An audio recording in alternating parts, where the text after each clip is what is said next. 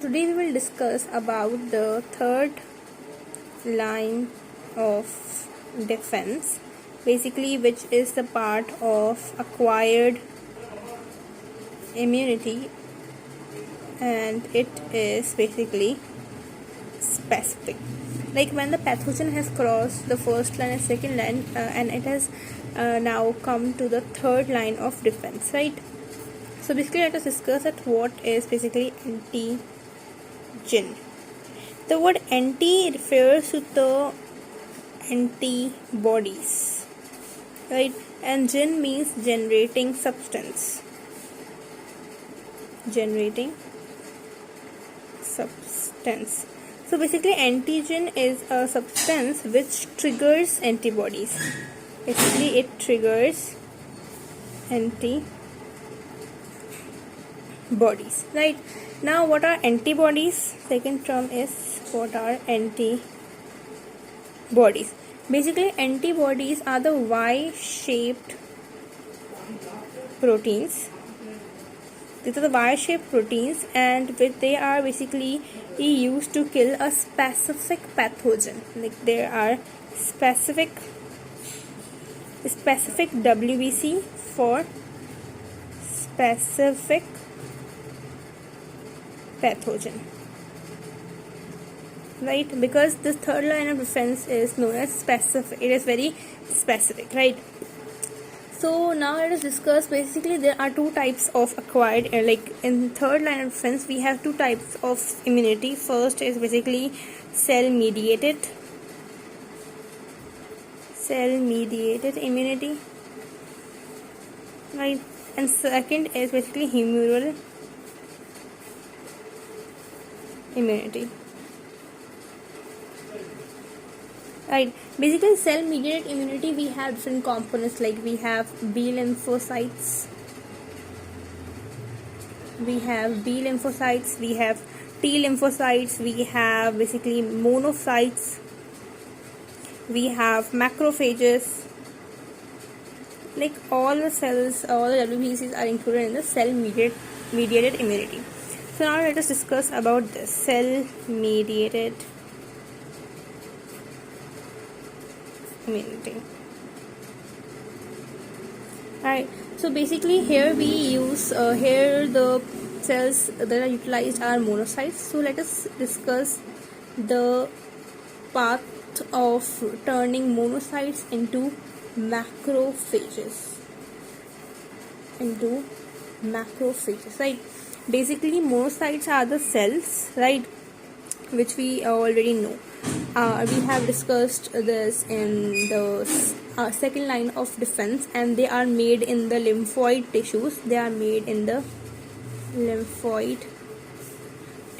Like they are made by the stem cells of bone marrow.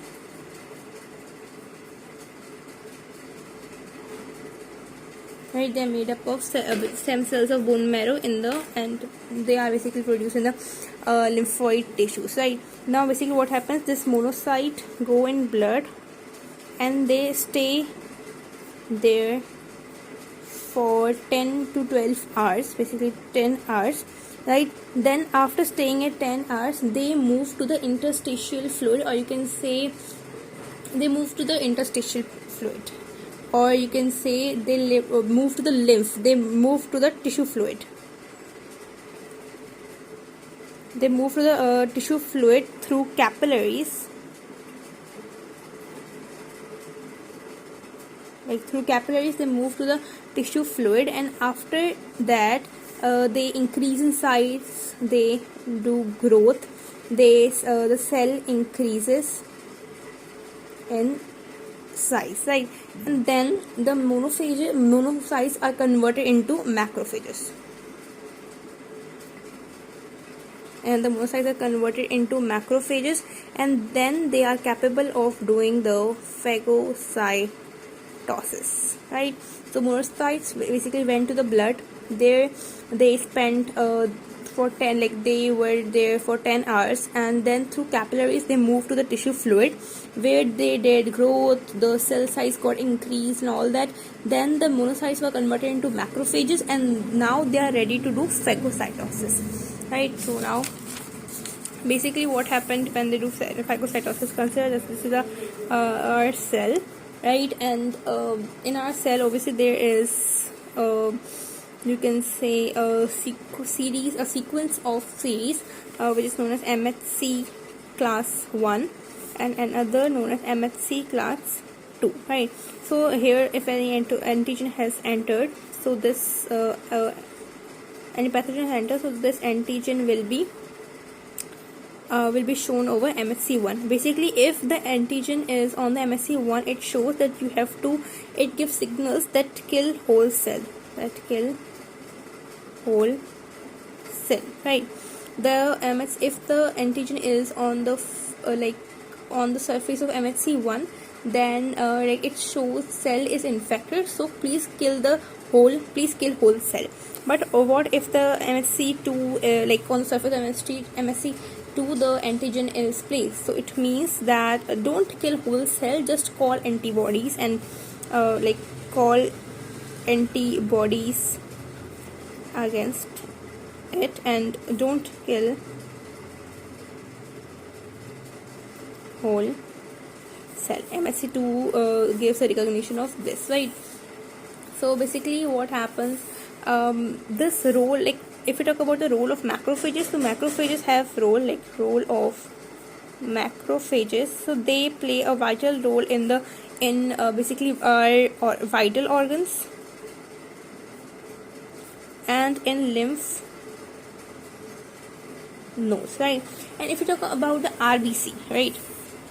RBC in we know that every nucleated cell have MHC1 major histocompatibility complex, but this RBC doesn't have MHC1. So now basically it has CD45 self marker. The RBC has CD45 self marker, which basically recognizes the pathogen, right? More like this macrophages, like here we can like this MHC2, basically this MHC2 recognizes macrophages, or you can say monocytes, B lymphocytes, T lymphocytes, dendritic cells.